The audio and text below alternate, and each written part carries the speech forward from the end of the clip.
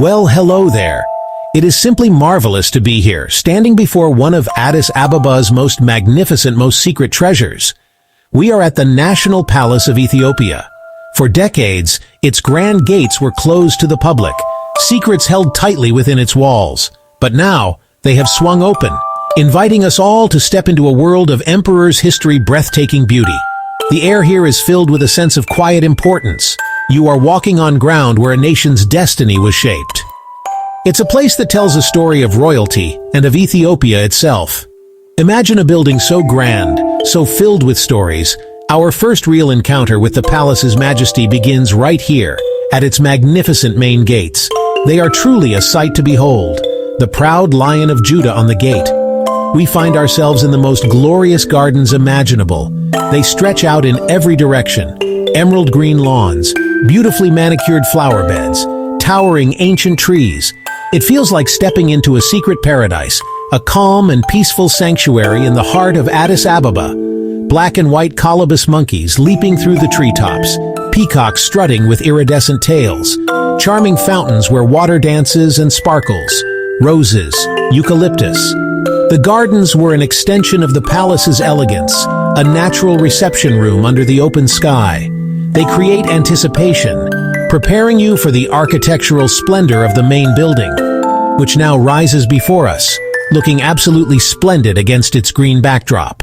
Now let's talk about why this magnificent palace was built in the first place. The story begins with Emperor Haile Selassie I, a figure of immense importance in 20th century history. 1955, he was celebrating the silver jubilee of his coronation, marking 25 years on the throne. To commemorate this occasion, he wanted a new, modern residence to reflect Ethiopia's standing on the world stage. The older palaces were steeped in tradition, but the emperor was forward-thinking. He envisioned a home that was Ethiopian in spirit and international in its sophistication. And so, the Jubilee Palace was born. Construction was a major undertaking, a symbol of a new era for Ethiopia. It was designed as a grand stage for diplomacy, a place to receive world leaders and host lavish state banquets. The timing mattered. Ethiopia was playing an increasingly important role in global affairs. Let's take a closer look at the architecture of the palace. It is quite fascinating, really. It's not just one single style, but a wonderful blend of different influences. The result is a building that feels distinctly European in its structure. You can see elements of neoclassical design in its symmetry and grand columns, but it is filled with Ethiopian artistry and soul.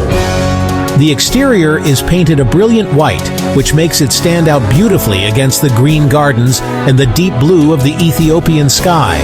But it's when you start to notice the details that the Ethiopian character truly shines through.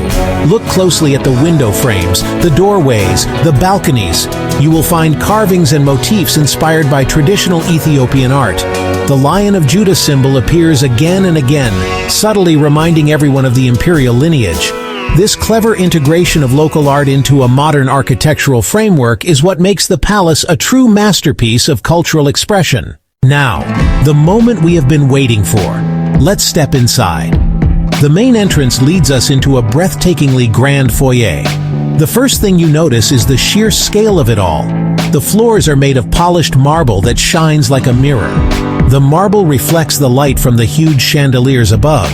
Straight ahead is a magnificent double staircase that sweeps upwards to the next floor. It's a staircase made for grand entrances. Imagine the emperor and empress descending these very steps.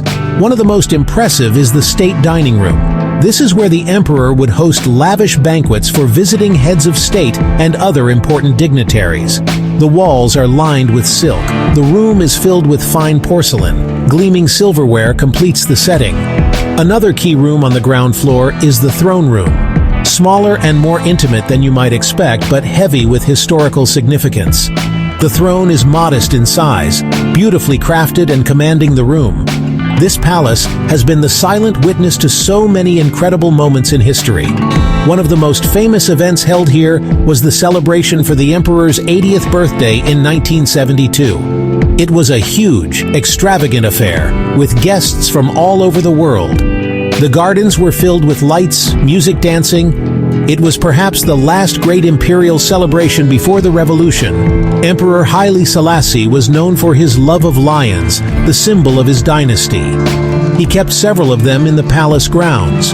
His favorite lion, named Tojo, was said to be so tame that it would sometimes follow him around the gardens.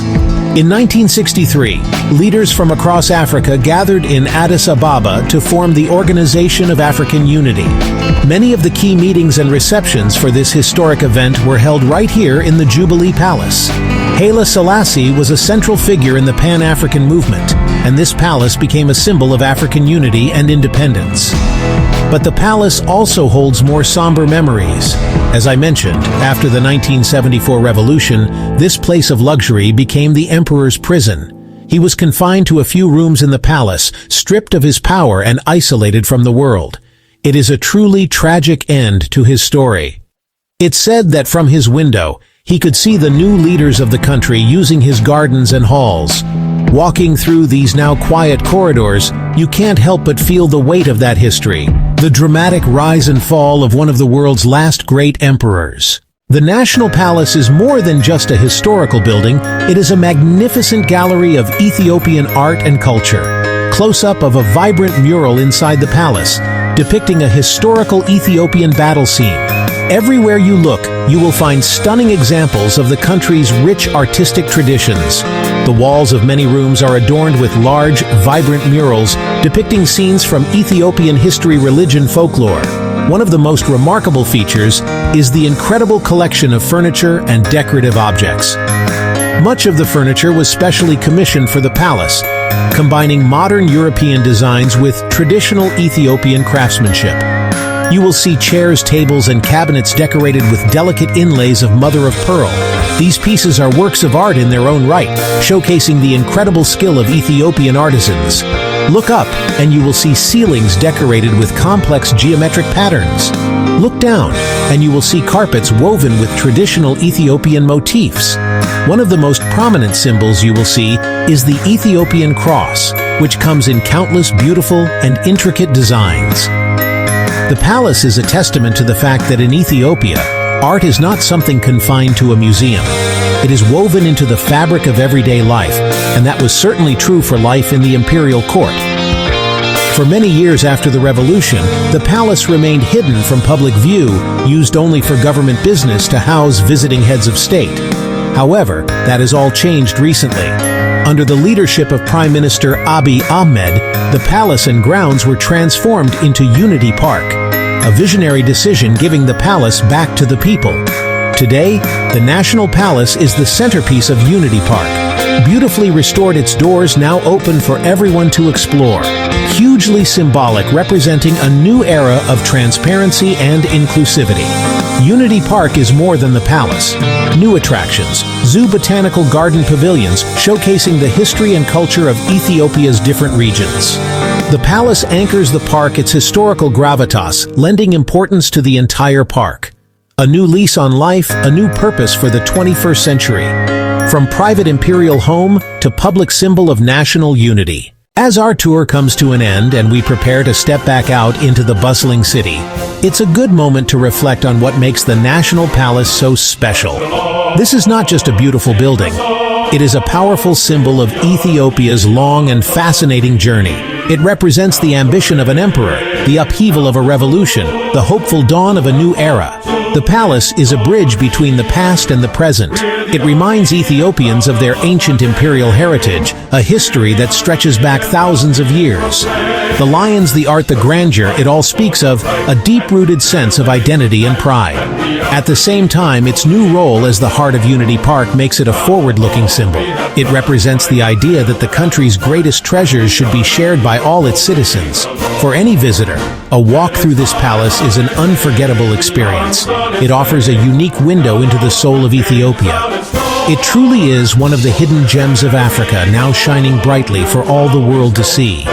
Ultimately, the National Palace is more than a monument. It is a source of national pride. It stands as a testament to Ethiopia's enduring spirit, its ability to navigate change while holding on to its unique identity. What a truly remarkable place.